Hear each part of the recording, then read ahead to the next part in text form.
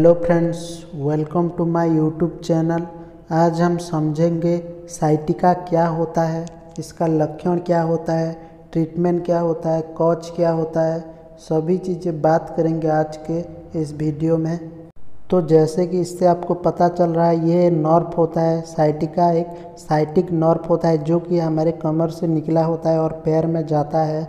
तो नर्व क्या करता है कि सभी चीज़ों को सेंस करता है। अगर आपको मच्छर काटता है तो नर्व ही सेंस करके हमारे दिमाग तक भेजता है कि आपको मच्छर काटा है बोल के, तो अब आप उस जगह से पैर को हिलाते हैं। अगर आपका नर्व डैमेज हो जाएगा तो आप पैर को हिला भी नहीं सकते हैं, पैर को आप हिला भी नहीं सकते, कुछ भी नहीं कर सकते, चल नहीं पाएंगे, फिर नहीं पाएंगे, कुछ भी कर नहीं पाएंगे। तो नर्व हमारे बॉडी को कंट्रोल करता है।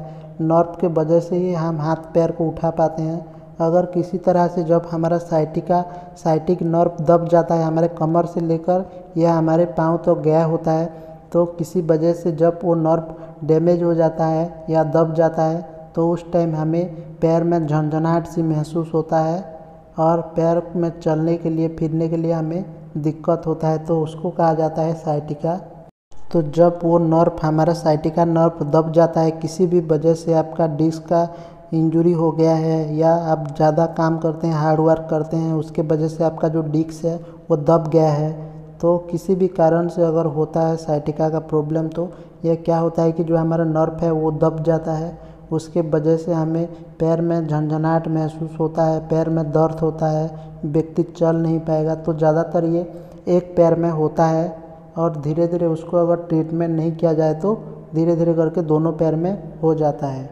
तो सबसे पहले हम बात करेंगे कॉज क्या होता है, कारण क्या होता है, किस वजह से साइटिका में होता है। तो हमारा जो ये वर्टिब्रल कॉलम है, कमर का जो हड्डी है, उन दोनों हड्डी के बीच में एक डिस्क टाइप का रहता है, गद्दे टाइप का रहता है। जब वो दब जाता है उसके वजह से हमारा जो नर्व है वो दब जाता है, उसके वजह से हमें साइटिका का प्रॉब्लम होता है और नर्व में पेन होता है हाथ में, पैर में।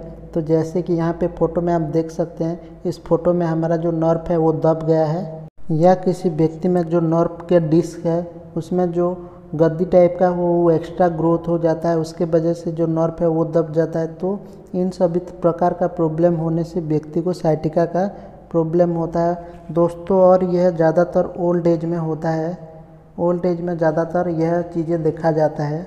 तो जब पेशेंट डॉक्टर के पास जाता है तो डॉक्टर उसको कहते हैं कि साइटिका का प्रॉब्लम हुआ है, तो इसको डायग्नोसिस करने के लिए सीटी स्कैन या एमआरआई पेशेंट का किया जाता है, उससे पता चलता है कि क्या प्रॉब्लम हुआ है। तो फ्रेंड्स, नेक्स्ट हम बात करेंगे ट्रीटमेंट के बारे में। अगर किसी पेशेंट को साइटिका का प्रॉब्लम होता है तो डॉक्टर के द्वारा क्या ट्रीटमेंट दिया जाता है बात करेंगे। तो इसका दो तरह का ट्रीटमेंट होता है।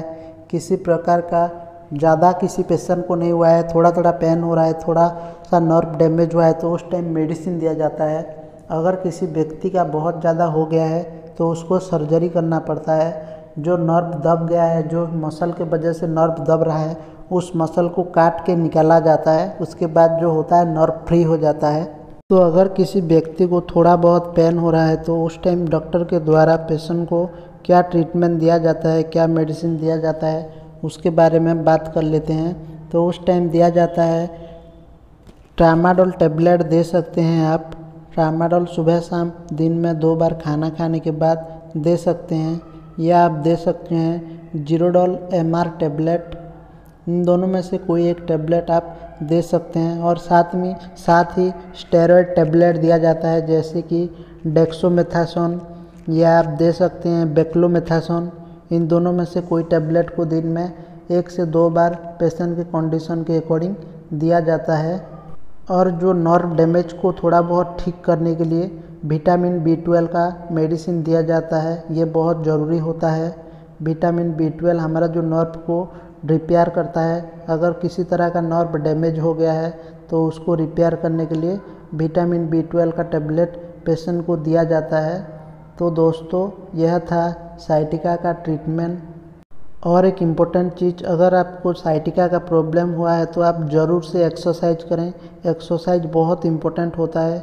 आप एक्सरसाइज से भी साइटिका का जो पेन है उसको बहुत हद तक ठीक कर सकते हैं। तो एक्सरसाइज बहुत ज़रूरी होता है। तो फ्रेंड्स, अगर आपने वीडियो को लाइक नहीं किया तो लाइक कर दें और चैनल को सब्सक्राइब कर दें। Thank you for watching.